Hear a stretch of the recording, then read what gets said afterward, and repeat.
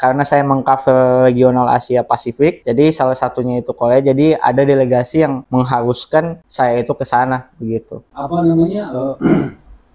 Udah pernah ke Korea? Saya belum pernah. Saya muter-muter di daerah aja, di Indonesia aja. Tapi Itu aja. kira-kira kalau diberikan kesempatan, ingin nggak ke Korea? Kayaknya enggak deh. Oh, enggak. Korea itu sebenarnya punya tempat atau daerah-daerah yang kumuh nggak ya? Orang-orang kumuh ada, tapi daerah kumuh kayaknya saya belum melihat kayak apalagi yang macam Jakarta kayak orang-orang kumuh ada, tapi kayak tempat kumuh itu jarang, bahkan tidak ada sih. Bungdes. Ya. Aduh, mohon maaf Iya. gini. Ya. Jadi kita pagi-pagi itu udah nyari. Sekarang udah susah cari itu. Udah susah buah kecapi itu. Kalau kayak dulu masih Saya ada. juga belum pernah tahu itu kecapi. Belum pernah ngerasain buah kecapi. Ya karena memang nggak perlu juga sih buat saya. Gorontalo kalau menurut saya sekarang so pesat sih, maksudnya terakhir pulang kan bulan lalu, jadi melihat memang Gorontalo secara lifestyle sudah bagus. Kalau dibandingkan dengan kota-kota lain ya Gorontalo masih tertinggal lah secara data. Jadi suka jadi perantau atau hidup di Gorontalo? Kalau saya sih di mana aja sih gitu. Cuman Nah, ini pertanyaannya ada dua. ya jadi saya belum ya jadi jadi Jadi suka hidup sebagai perantau atau ya sebagai orang maksud saya Gorontalo yang tinggal di Gorontalo? maksud saya jangan dipotong dulu, saya selesaikan dulu apa yang di pertanyaan itu. Apabila saya memang benar-benar ditakdirkan Allah Subhanahu wa taala memang saya harus sampai mati di Jakarta misalnya, ya saya terima itu semua. Tapi untuk damai, untuk cari nggak rame dengan hiruk pikuk kemacetan Jakarta, mungkin Gorontalo alternatifnya. Ya, dua-duanya saya suka. Oke. Di mana aja suka Kalau gitu. Sama.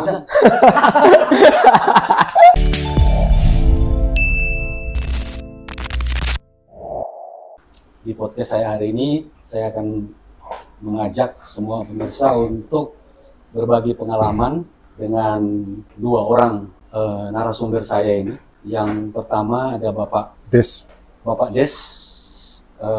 Dia punya pengalaman sebagai seorang aktor. Dan ini ada Bapak Fauzan. Dia adalah seorang anak muda yang pernah punya pengalaman hidup di luar Indonesia.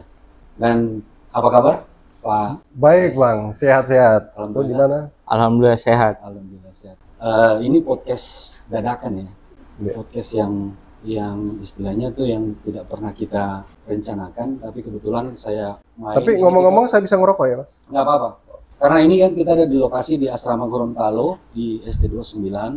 Ini podcast dadakan. Saya ingin bertanya dan bercerita, berbagi pengalaman dengan mereka. Pak Des itu dulu lahir di Gorontalo atau? Ya, kebetulan saya lahir di Gorontalo, ibu campuran Minahasa, Gorontalo, dan bapak asli ya Gorontalo. Bapak asli Gorontalo. Ya, jadi kakeknya ibu itu ada keturunan Belandanya. Lama di Gorontalo atau? Kakek saya pada masa perang itu pindah ke Gorontalo. Oh, dari Manado. Dari Manado, Sonder. Terus habis itu setelah itu masa remajanya dihabiskan di Gorontalo. Di Gorontalo. Kakek saya nikah dulu di Pajak, nikah sama orang Gorontalo itu sendiri. Jadi masa remaja di Gorontalo, setelah itu kalau di Jakarta. Ya, kalau saya masa remajanya kecil saya sih di Jakarta, di Lenteng Agung, pernah sekolah di sana, SD. Tapi pindah-pindah, kebetulan orang tua juga sekolah, pindah-pindah daerah. Jadi tapi masa remaja saya habis di Manado sih sebenarnya. Karena saya kuliah di sana, SMA, SMP-nya di. Jadi memang benar-benar. Tapi soal Gorontalo masih tetap ada sedikit. Oh iya, saya bahkan aktif bahasa Gorontalonya. Bisa bahasa Gorontalo? Tidak bisa. Jadi ini dulu di Gorontalo atau memang di Gorontalo? Kalau saya lahir di Bitung, tapi orang tua itu dua-dua orang Gorontalo.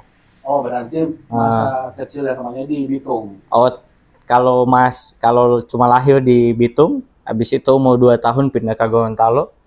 Habis itu sampai lulus sampai SMA, sekolah di sana. nanti kuliah 2014 baru ke Ya, Jakarta. karena yang jadi inti pertanyaan saya itu kenapa tidak bisa bahasa Gorontalo. Oh iya. Jadi itu kan harus tahu. Ah, Ini anak nih lahir dan besarnya itu di mana. iya. Apa emang orang tua juga tidak bisa bahasa Gorontalo atau? Bisa, cuma lingkungan tidak terbiasa. memenuhi, Iya, tidak biasa dengan bahasa Gorontalo. Jadi memang ya Tapi kurang. kalau sekedar walau habari Tahu. masih tahu ya. Mm. Pak Des juga walau habari masih tahu. Saya aktif bahasa Gorontalo. Aktif. Ya, kalau di Gorontalo itu kan ada bahasa Gorontalo, ada juga bahasa Bonda atau bahasa daerah. Di daerah Gorontalo itu ada Suawa ya. Iya. Suawa itu kan dia pakai bahasa sendiri, bahasa Bonda atau bahasa Suawa itu sendiri. Jadi semua orang Gorontalo mungkin bisa berbicara bahasa Gorontalo. Namun tidak semua orang Gorontalo bisa berbahasa Bonda atau bahasa Suawa itu sendiri. Mereka punya bahasa sendiri. Oke. Nah, saya kebetulan di Suawanya. Oh, jadi tapi bahasa Suawa ngerti juga ya? Ya, bahasa Suawa itu saya mungkin karena saya remajanya di Manado, sehingga ya adalah karena orang tua saya aktif untuk berbahasa bahasa daerah itu sendiri, bahasa Bonda itu bahasa Suawa. Oke, sekarang kita kembali ke ini topik kita ya, soal pengalaman. Ya. Karena kan yang seperti saya tahu, Om Des ini punya pengalaman banyak di Jakarta. Dulu sempat jadi artis katanya. Kalau pengalaman sih mungkin semua orang punya pengalaman ya. Yang nggak punya pengalaman? Ya saya kebetulan aja. Kebetulan dulu itu ikut casting, sehingga dari casting ke casting dia dapat peran-peran kecil gitu kan. Setelah itu bisa mungkin beberapa sinetron, tapi peran-perannya juga peran kecil, figuran gitulah. Namun kalau waktu itu ada suatu ketika tahun 2007 Pemda Kota bikin FTV dibiayai oleh Pemda Kota sendiri, anggaran untuk FTV itu. Nah di situ saya jadi pemeran pembantu di situ. Dalam cerita dua versi di situ, ada cerita modern dan cerita klasik. Judulnya itu apa? Putri Tilango, Cinta yang Tertunda. Kalau tidak salah ya, saya karena sudah lama 2007 ya. Dulu Di Hulun Jakarta tahun Talangi. berapa? Jakarta itu saya nikah kan 2001 di Jakarta. Jadi saya sempat main casting-casting. Bukan dari tahun 90-an? Ya, 90-an itu kan saya bolak-balik aja Jakarta. Nah, karena saya kan kuliah di Manado kan. Kalau Abang di Jakarta? Di Jakarta dari 2014. Oh, 2014. Jadi masih baru ya? Masih baru. Cuman saya dengar pernah punya pengalaman di luar Jakarta. Di mana itu? Oh, kalau sekarang kan saya itu kerja sebagai engineer. Ya. Saya perusahaan itu perusahaan multinasional asal Jerman, dan dia sekarang saya itu ditempatkan untuk region Asia Pasifik untuk wilayah kerjanya. Jadi pekerjaan di luar Jakarta, luar Indonesia itu pernah, salah satunya itu di Thailand dan Korea. Thailand dan Korea. Coba deh, culture-nya orang Korea. Kalau yang saya tangkap, dorong itu disiplin sih, karena mungkin ada perilaku semi militer begitu, karena dorong ada kan wajib militer, dan itu bikin dorong jadi lebih disiplin. Walaupun dorong itu disiplin, tapi sebenarnya dorong juga itu cukup baik hati, menunjukkan dorong perilaku afeksi begitu, kasih sayang begitu. Jadi itu sangat nampak, tidak bagi orang luar atau orang Indonesia yang di Korea, itu gampang nggak bisa dapetin perempuan Korea? Kalau itu kurang tahu sih, tapi kayaknya dorang selera beda sih.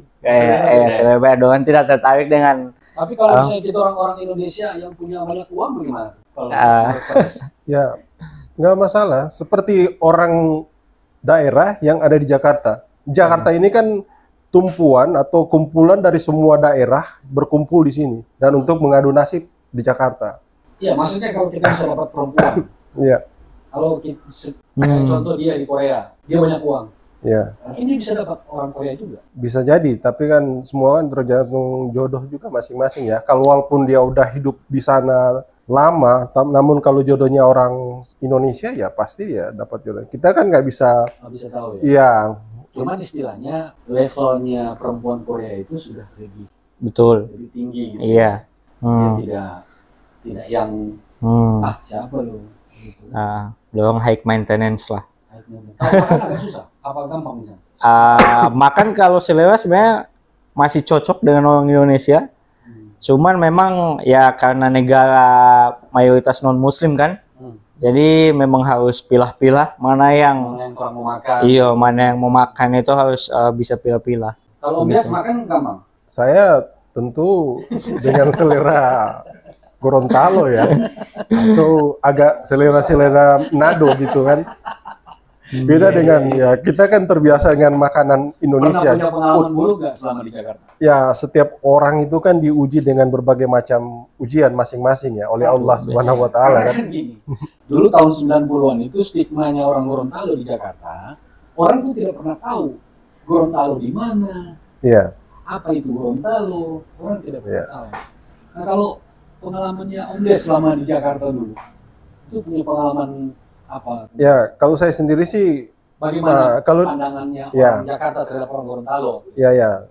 Saya sendiri sih kalau waktu itu ya, mungkin ada beberapa orang Gorontalo untuk mengakui dirinya sebagai orang Gorontalo itu ketika ditanya oleh orang lain di Jakarta, mungkin agak malu-malu karena Gorontalo agak kurang dikenal ya. Mungkin kurang juga populer. Ya, dibanding Minahasa atau Sulawesi Utara, Manadonya ya pada saat itu ya. Kalau saya memang kalau ditanya orang mana ya asli Gorontalo saya sampaikan. Lalu ada yang bertanya begini, Gorontalo itu di mana? Kok nggak ada di peta ya katanya. Lah saya bilang lihat aja di peta di sebelah mananya. Itu saya bilang di huruf K itu Manado di atas, di ujung K itu dia agak di bawah sedikit. Itulah Gorontalo. Pada saat itu karena Gorontalo waktu itu kan belum jadi provinsi, Mas Bo. Kalau sekarang pandangan orang Jakarta kalau menurut Bang Des terhadap Gorontalo, terhadap orang-orangnya, terhadap sekarang Gorontalo kan sudah semakin karena udah mandiri ya, udah jadi provinsi sendiri semenjak 2001 atau 2003 lah ke atas, 2000-an ke atas itu udah mulai mandiri, jadi udah pisah dari Sulawesi Utara kan, sehingga ada kemajuan di Gorontalo itu, cukup signifikan kemajuan itu. Ya untuk anak-anak muda sekarang saya hanya memesan jangan malu untuk mengakui bahwa kita ini asal embrionya ini dari Gorontalo. Kita bahwa nenek moyang kita dari Gorontalo. Ketika kita berada di Jakarta ya. Kalau sebagai anak muda, tambahan apa yang bisa di? Betul sih. Jadi memang sama saja antara orang Gorontalo dan orang Jawa. Maksudnya orang punya kemampuan itu menurut saya itu sama. Maksudnya dengan orang luar negeri pun sama sebenarnya. Orang punya kapasitas untuk bagaimana orang bisa menaikkan orang kemampuan. Maksudnya orang skill itu pun itu tergantung dari orang pribadi. Jadi memang kalau dibilang secara privilege, orang itu tidak punya hak istimewa seperti di Jawa atau mungkin di negara-negara maju, bahwa orang akses pendidikan itu kurang mungkin misalnya begitu, atau mungkin lingkungan yang tidak mendukung untuk orang berkembang itu di Gorontalo mungkin tidak sebesar itu. Tapi kayak sekarang semua kan coba canggih, teknologi di mana-mana, dan bahkan orang melewat HP pun orang bisa akses ribuan informasi secepat itu. Menurut Mas Adit, saya lupa Fauzan. Menurut Fauzan, orang Gorontalo bisa bersaing di sini. Sangat bisa bersaing. Karena kan selama ini image orang Gorontalo itu ada yang bilang pemalas, ada yang bilang tutuhia, idealis. Ya kan? Kalau menurut Anda ada benar nih? Ya, saya pikir itu tergantung dari kelompok orang-orang aja sih. Namun kalau kita ingin explore untuk diri kita, ya tergantung dari diri kita masing-masing sih. Cuman ada yang kurang, maksudnya ada sesuatu yang mesti harus disampaikan juga pada podcast kali ini mengenai pelestarian bahasa itu. Ya, banyak orang Gorontalo yang ada di Jakarta, anak-anak muda terutama ya, yang enggan untuk menggunakan bahasa Gorontalo itu sendiri. Nggak usah yang di Jakarta, yang di daerah pun udah di kota Gorontalo itu, banyak yang tidak paham dengan bahasa Gorontalo itu sendiri. Jadi mereka memakai dialek atau logat bahasa Indonesianya tapi pakai bahasa Indonesia Gorontalo. Tapi untuk bahasa hari-hari budaya Gorontalo itu, istilahnya bahasa tradisional itu ya, siapa maksud saya? Siapa lagi untuk yang bisa melestarikan bahasa itu kalau bukan orang Gorontalo itu sendiri gitu. Nah, ini akan punah kalau kita tidak gunakan. Daerah-daerah lain, misalnya orang Jawa ya, itu di mana aja dia gunakan itu tidak malu-malu. Atau di Bali misalnya. Orang Bali sesama mereka pakai bahasa Jawa. Iya, nah kita kan di sini kurang untuk menggunakan bahasa itu. Di daerah juga Anda lihat sendiri sudah di perkotaan. Oke lah, di pelosok-pelosok pedesaan masih menggunakan itu. Namun di perkotaan itu Anda lihat sendiri anak muda kayak apa di sana. Enggan menggunakan itu atau malu atau apa. Tapi kalau Anda ke Bali, mereka anak-anak muda di sana, itu di Denpasar itu pakai bahasa itu. Jadi ketahuan orang luar itu datang ke situ. Karena mereka menggunakan bahasa sehari-harinya, bahasa Balinya itu sendiri. Beda dengan orang kita kan. Ya. Itu yang ya. Tapi Bang Fauzan punya keinginan untuk belajar bahasa Gorontalo. Punya keinginan,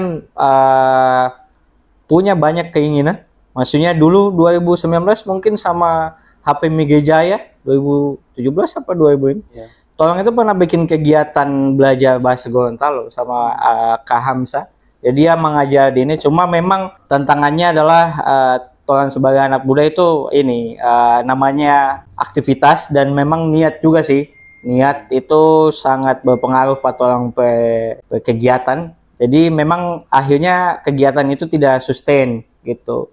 Jadi menurut saya betul apa DP nama bukan cuma harus belajar juga namanya bahasa, itu harus didukung sama lingkungan juga. Kayak orang belajar bahasa Inggris, selain niat yang kuat, orang juga harus terbiasa berulang-ulang DP percakapan. Ya namanya masalah bahasa begitu sih. Cuma ya itu masalahnya mau cari DP lawan bicara pun kadang agak susah sama orang Gorontalo tuh. Itu waktu di Korea usaha sendiri biar bisa berangkat ke sana. Jadi di Korea itu kan sebenarnya tugas sih dari perusahaan yang sekarang. Jadi kan kayak sebenarnya perusahaan saya itu kan dia bergerak di bidang energi kayak PLN begitulah. Jadi kayak kalau di Indonesia ada PLN.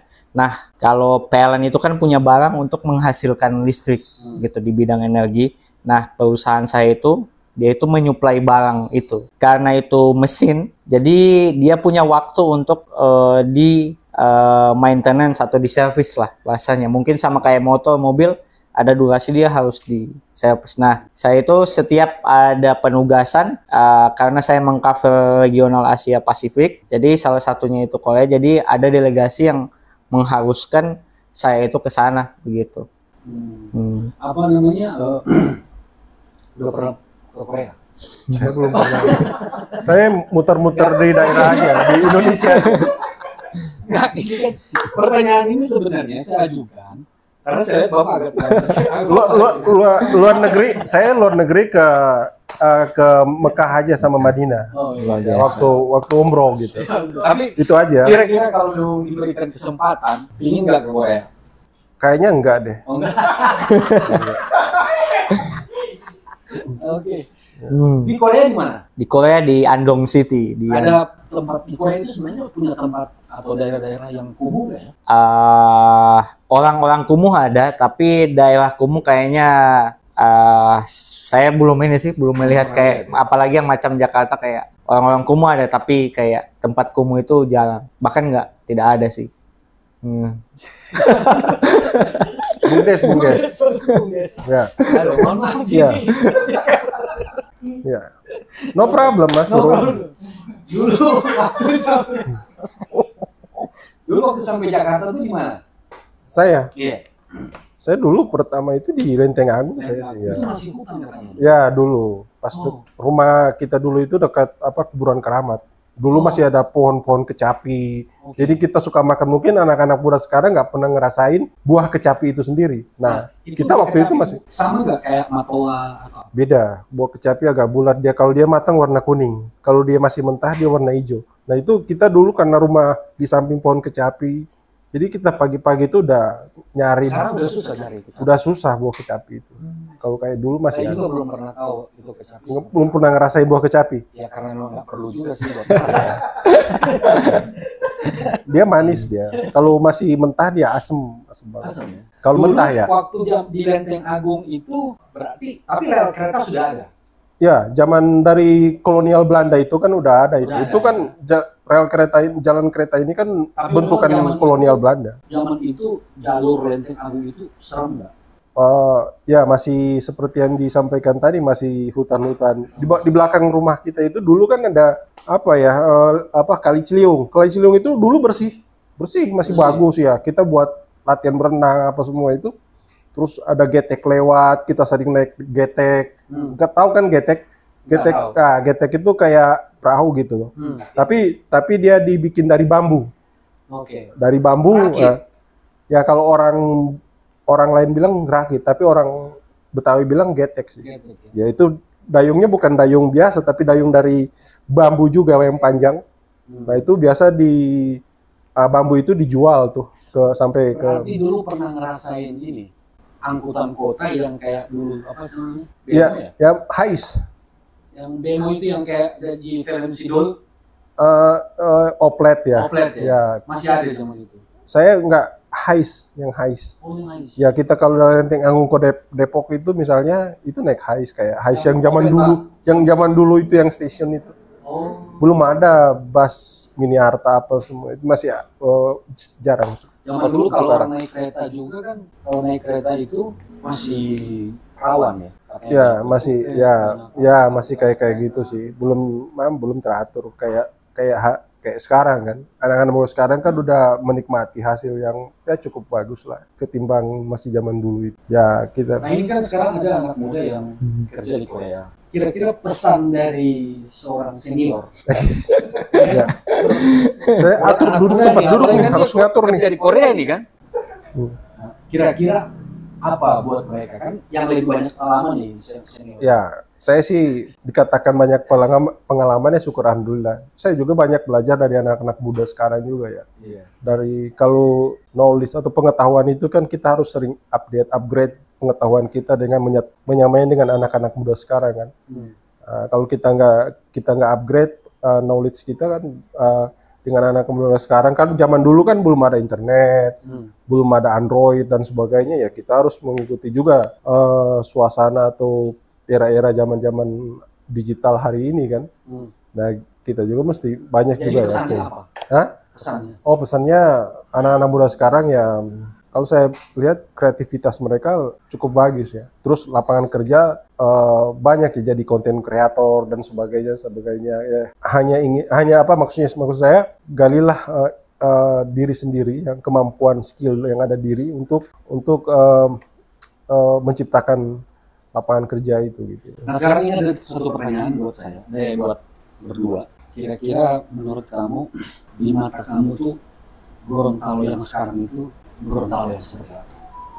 Gorontalo kalau menurut saya sekarang so pesat sih, maksudnya terakhir pulang kan bulan lalu, jadi melihat memang Gorontalo secara lifestyle sudah bagus, maksudnya sebanyak yang bisa jadi olahragawan dan itu menurut saya Sekarang Gorontalo banyak diisukan loh daerah yang termiskin. Iya betul sih.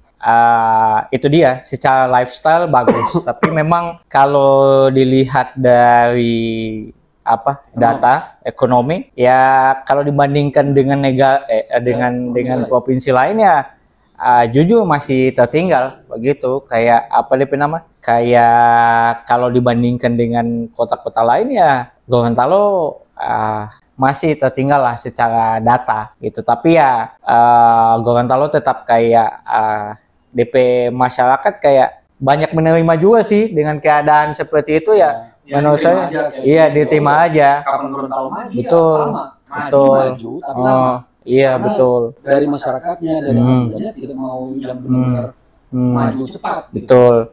Dan mungkin ini sih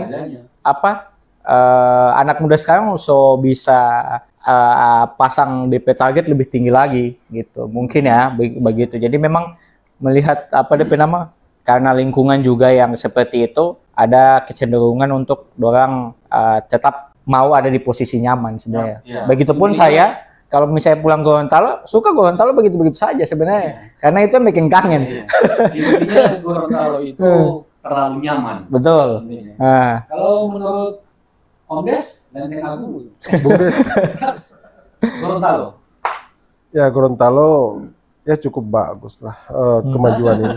Cuman ya gini Bang, tadi sempat disinggung soal kemiskinan yang paling miskin ya. Kalau kita lihat data sih, ya kalau kita bandingkan dengan DKI, Bekasi, ya mungkin ya. Namun kalau kita bandingkan dengan daerah-daerah lain, Gorontalo masih stabil ya. Misalnya NTB, NTT atau apa ya masih ada lah gitu lah. Atau jadi mesti di-upgrade lagi data-data itu. Saya melihat bahwa hari ini memang cukup baik lah, apalagi dengan kepemimpinan dengan gubernur ada sekarang ya. Cuman kalau misalnya gubernur sekarang misalnya mau ya salah satu aja ya isu-isu yang bisa terkini yang bisa tentang pariwisata atau apa itu diprioritaskan, saya pikir Gorontalo akan maju ya. Walaupun beliau 5 periode atau 10 tahun kemudian, tapi beliau meninggalkan kesan yang baik, pasti itu yang akan menjadi ikon untuk beliau ya, akan diingat oleh masyarakat. Pertanyaan lagi. Jadi suka jadi perantau atau hidup di Gorontalo? Dari Om Des. Kalau saya sih di mana aja sih gitu. Cuman ini pertanyaannya ada 2. Ya, jadi saya belum ya, jadi jadi suka hidup sebagai perantau atau sebagai orang maksud saya maksud saya jangan dipotong dulu, saya selesaikan dulu apa yang di pertanyaan itu. Jadi supaya ini jelas dan terang benderang gitu. Ya, pertanyaan apa tadi? Lebih suka jadi sebagai seorang perantau atau sebagai seorang Gorontalo yang tinggal di Gorontalo? Ya. Jadi saya ulas dulu dari itu ya. Kata orang ya, ulama lah. Apabila kita meninggal di tanah itu misalnya di tanah Jawa, kemungkinan besar kan manusia ini kan terbuat dari tanah ya. Kemungkinan besar kita diciptakan dari asal dari tanah itu. Jadi Jadi saya jelaskan dulu dari situ gitu loh. Nah, apabila saya memang benar-benar ditakdirkan Allah Subhanahu wa taala memang saya harus sampai mati di Jakarta misalnya, ya saya terima itu semua. Tapi untuk damai, untuk cari nggak rame dengan hiruk pikuk kemacetan Jakarta, mungkin Gorontalo alternatifnya dengan masa-masa tua kita gitu kan, dengan damai kita bangun mungkin rumah untuk masa depan kita gitu. Kira-kira begitu abangku. Jawabannya saya belum nemu nih. Itu tadi jawabannya. Bapak persoalannya saya jawab, Bapak tidak fokus untuk mendengarkan. Maksud saya lebih suka bukan karena soal ditakdirkan, karena soal saya harus memang benar-benar karena saya sudah jadi seorang punya pekerjaan tetap di sini, ya saya menerima saya di sini. Tapi sebenarnya yang Bapak suka itu Bapak hidup sebagai seorang perantau atau orang Gorontalo yang tinggal di Gorontalo. Ini jadi suka dengan jadi jawaban saya ini seperti tadi. Tapi jadi gini aja Bang. Itu tergantung dari yang mendengarkan interpretasinya mereka masing-masing. Jadi setiap orang itu ya menganalisa aja tergantung dari si pendengar itu sendiri. Apa maksud dan tujuan itu. Jadi itu aja jawaban saya. Misalnya hidup saya sementara di Jakarta. Kita kan nggak tahu kita ditakdirkan suatu saat kita harus balik lagi ke kampung. Kita hidup di sana dengan hiruk pikuknya Jakarta, dengan kemacetan Jakarta gitu kan. Sebagai seorang perantau pun suka, sebagai orang Gorontalo yang tinggal di Gorontalo pun suka. Ya, dua-duanya saya suka. Di mana aja suka gitu. Sama. Ya, kalau bilangnya sebenarnya sebagai perantau juga suka-suka aja karena soto biasa. Pulang Gorontalo pun oke juga karena nyaman. Gorontalo itu kan nyaman sebenarnya ditawarkan sama dia. Karena kalau pertanyaan seperti ini kalau kita tanya juga dengan orang-orang dari daerah lain, mereka pasti akan menjawab hal yang sama. Iya. Ya, tidak ada beda karena kan kalau saya sih mungkin ya masa tua saya mungkin ya dengan kemacetan yang ada di Jakarta, ya kita kembali ke sana, ke kampung halaman untuk Saya bangun, melihatnya begini juga. untuk masa depan kita gitu. Orang Gorontalo yang ada di Jakarta atau orang Gorontalo yang ada di Taman dengan orang Gorontalo yang ada di Gorontalo itu kadang tidak sinkron. Kadang seperti tidak satu visi, tidak satu misi. Itu apa yang membuat itu jadi? Kepentingan sih Bang, kepentingan. Ya, itu sangat luas untuk dijelaskan. Karena semua daerah juga punya kepentingan. Ya, jadi misalnya yang berbicara seperti itu adalah seorang politisi, ya mungkin itu kepentingan politiknya dia, atau sebagai seorang organisatoris, kepentingan organisasinya. Tapi untuk objektivitas, untuk membangun suatu daerah atau apa itu kan agak sulit untuk kita satukan dalam pemikiran itu. Kita ini kan hidup di Jakarta juga kan banyak dengan intrik kehidupan kan, ya kan, kehidupan mungkin ada naik turunnya grafiknya seperti grafik kayak apa gempa atau apalah seperti itulah. Karena ini provinsi baru dan dari semua pemimpin yang pernah memimpin Gorontalo tidak secara signifikan untuk memajukan daerah Gorontalo. Itu bagus, Pak. Kalau saya pikir ya, ini pandangan objektif atau pandangan apa nih? Saya kalau berpandangan yang objektif ya, atau pandangan dari sisi politik kan beda kan. Nah kalau seorang politisi pasti melihat itu ya untuk kepentingan kekuatan politiknya dia 5 tahun ke depan kan, bahkan untuk periode berikut. Tapi kalau saya sebagai masyarakat marginal, masyarakat biasa, saya berpikir untuk membangun daerah itu mudah. Dari seorang pemimpin, hanya dengan penanya dia bisa membangun daerah. Itu mudah sekali, dia mau dengan penanya aja dia bisa bangun daerah. Asal memang dia benar-benar jujur untuk kemaslahatan rakyat sana. Tapi kan kita melihat dengan hari ini seperti apa kan. Kira-kira menurut Bang Fajrul sama juga? Sama ya? Sama.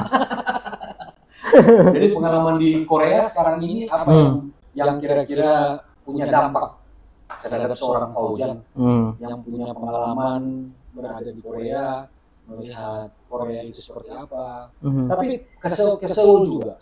Seoul juga. Memang sangat bagus. Sanggih maju modern. Dan sekarang itu ada di Korea ada isu bahwa orang Korea tidak mau kawin. Sama seperti Jepang. Orang Korea tidak mau kawin, tidak mau punya anak. Karena mereka sibuk bekerja, suami istri sibuk bekerja. Itu memang benar. Iya, karena memang pengaruh ekonomi juga sih sebenarnya. Karena memang biaya hidup di sana kan sangat tinggi, dan karena mereka sadar terhadap biaya hidup dan tinggi dan responsibility terhadap punya keluarga itu tinggi, makanya mereka cenderung tidak berani untuk ngambil keputusan untuk nikah. Sebenarnya begitu. Itu sih yang menjadi alasan yang kalau saya tangkap sih. Ya mungkin kalau Indonesia juga makin ke sini, Jakarta juga apalagi. Saya lihat DP anak muda juga sebagian besar mulai berpikir seperti itu. Karena memang biaya hidup yang tinggi, terus juga biaya nikah yang tinggi juga. Jadi ya pertimbangan itu semakin banyak. Sudah semakin banyak. Jadi ya memang itu jadi alasan yang besar untuk menunda, bahkan ya akhirnya jadi nyaman sendiri begitu. Itu sih kalau saya lihat. Ya. Oke. Ini kan sebenarnya obrolan abal-abal ya. Kita tidak tahu seperti apa dan kita tidak tahu bahas apa. Yang jelas kita sudah bisa tangkap, sudah bisa ada pencerahan dari seorang senior. Ya bukan pencerahan. Kalau itu seperti apa? Jadi maaf saya ralat, bukan ini hanya sharing aja, sharing ya. Ya oke, sharing. Dan ini ada seorang anak muda karena beliau di Korea tidak lama, jadi tidak banyak juga yang harus saya tanya. Dan itu juga dengan Bapak, karena Bapak Bung Des, ya Bung Des lah. Oh, Bung Des. Iya, hanya 4 Bung di Indonesia. Kelima saya. Ada Bung Tomo, Bung Hatta, Bung Karno, ya kan? Ada Bung siapa lagi? Ya, dan saya, Bung Des.